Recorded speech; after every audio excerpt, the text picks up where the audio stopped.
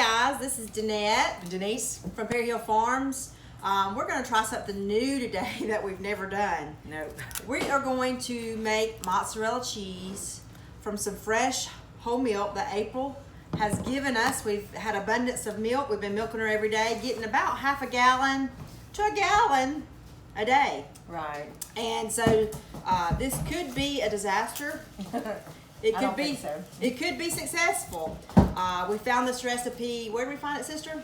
Kevin and Sarah shared a video on their from Living Traditions Homestead. They shared a video of how to make mozzarella cheese, and we watched it, and we're going to follow their video to see if we can make it. We're going to like use their they made recipe. it. That's exactly right. So thank you, Kevin and Sarah. Yes, this is our first time, and so we wanted y'all to be part of the journey with us. Listen, we like keeping it real here on our farm, and so we wanted you to see and be with us and either laugh or cry with us. So Just stay follow with us along. So we've got all of our supplies laid out that we need to start making the mozzarella cheese. And our family is here, so you may hear babies and kids and things in the background. That's how we roll here, though. That's just how we roll. That's how we roll. So to show you what, see, you hear them talking over there. So it calls for a gallon of fresh milk and whole milk. And so we've got that from April today. And the key to that is you do not want it ultra pasteurized. You can buy the pasteurized milk from the store, but you want it whole milk. It just works best making the mozzarella cheese. But don't use the ultra pasteurized. Will not make the cheese for you. So you need rennet, and we got ours as animal rennet to help make the cheese, and citric acid. Citric acid. What the rennet does is it helps separate the curds and the whey from it. You want the citric acid, and what it does is it increases the acidic acid in the milk to make the cheese. To help make the cheese. So we've got and that. Then we've got pink Himalayan salt to help give it a salty taste when we get to that point. So let's get started. Danette? So what you want, the first thing you want to do is you want to take I've got a 1/4 cup of cool water. Now the key to this is you don't want chlorinated water. So here we have well water, so we don't have to worry about that. So if you're in a place where you have chlorinated water, you can use bottled water or filtered water, and that'll work fine. Yes. For this, so I have a quarter cup of water here, and now I've got to put my glasses on because I can't see. Follow the directions on your animal rennet. Ours says a 1/2 teaspoon sets 2 gallons of milk. So for us, we've only got a gallon of milk, so we're going to take a 1/4 teaspoon and add it to, I got to find my 1/4 teaspoon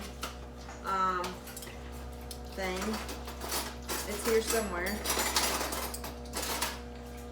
Right? 1/4, right? Okay. So what we're going to do is we're going to take a 1/4 of the rennet, a teaspoon, and we're going to add it to a 1/4 cup.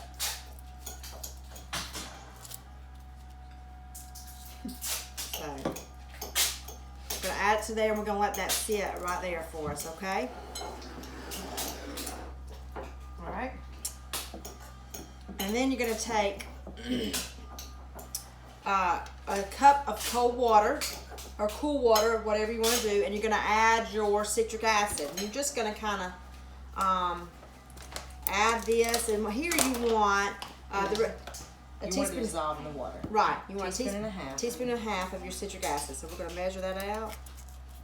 There's a teaspoon. And just sister, if you'll stir as I add the other half. We'll let that sit.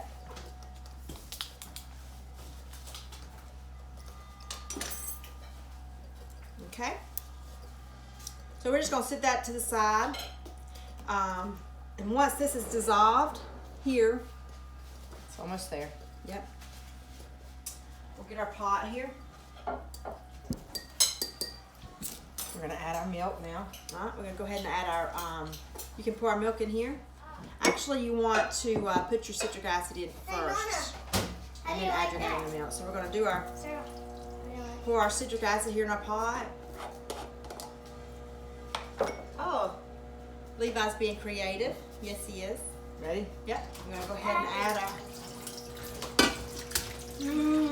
milk. Make it a mess. As our milk has already separated, you might want to shake that next one, sister, a little bit. So, welcome to the comedy hour.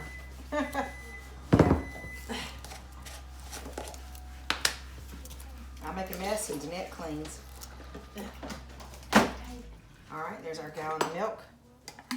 So, we've got our citric acid and our milk in. We're going to put it over here on the stove. And at this point, what we're going to do is we're going to use a spoon and we're going to stir. Here's the spoon, sister, I got for you. And Denise is going to start stirring that gallon of milk with the citric acid. And we're going to turn that on there. And what we want to do is we want to heat the milk to 90 to 100 degrees. I think Kevin on Living Traditions Homestead says his works best if you get it up to 100 degrees.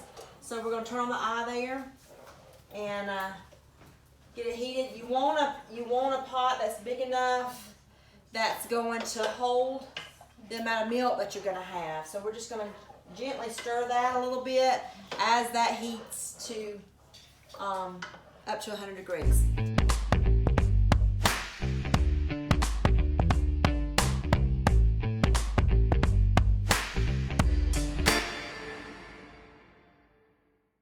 So we've got our milk temperature at 100 degrees. We're going to take it off the eye now. And we're going to bring it over here. This is where you want to add your rennet to it. Now as Denise stirs, now here's what she's the key. You want to stir and lift from the bottom to keep the milk coming up because you want it to incorporate all the milk. So slowly, here we go.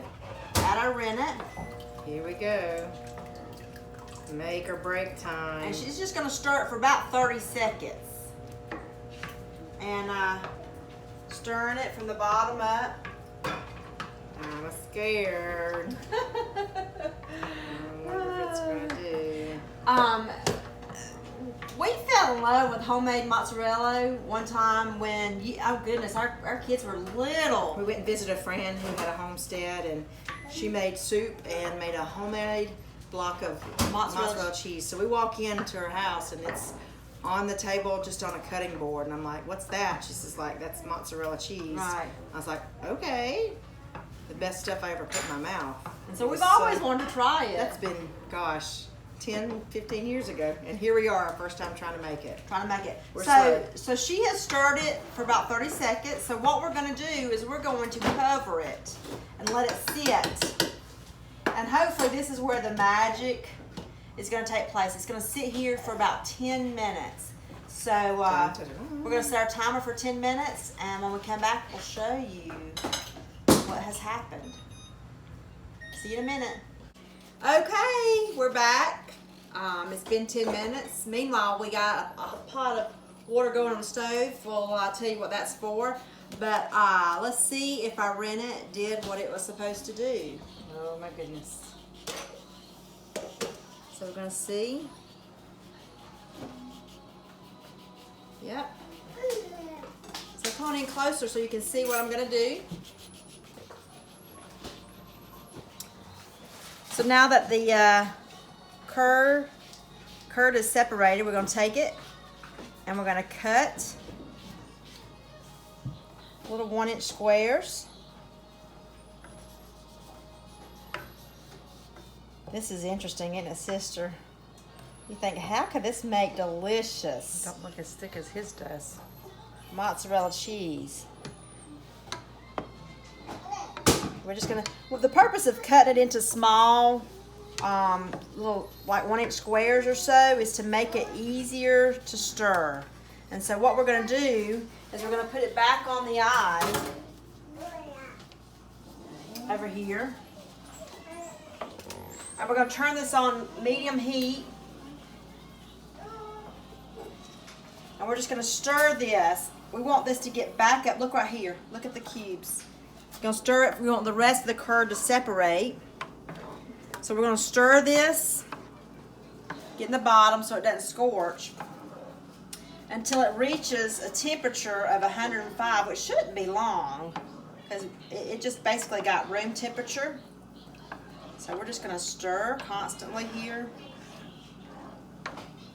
So now that we've got this back up to about 105, what we're going to do here, we've got our strainer and our bowl. And what we're going to do is we're going to, boy, that's already making, looks like mozzarella cheese in there. How cool is that? That is so cool. So we're going to drain. If I can do this without making a mess, and splatter my sister. I'm the one that makes the mess, sister. You don't make the mess, remember?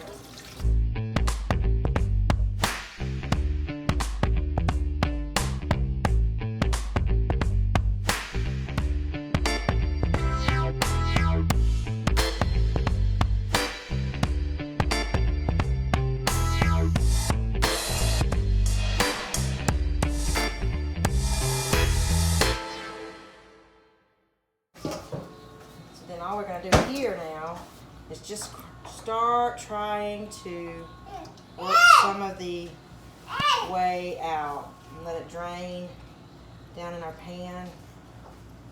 We'll squeeze.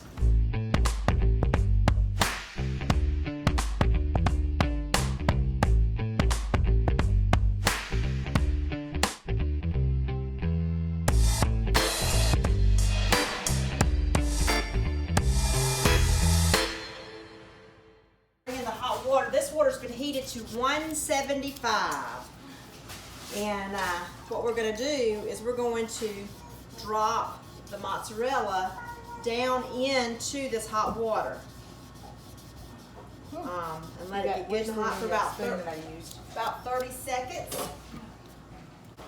We're going to let it sit in water, and it's very hot. It will be hot. Pressing it down. So it only needs to sit about 30 seconds in the water.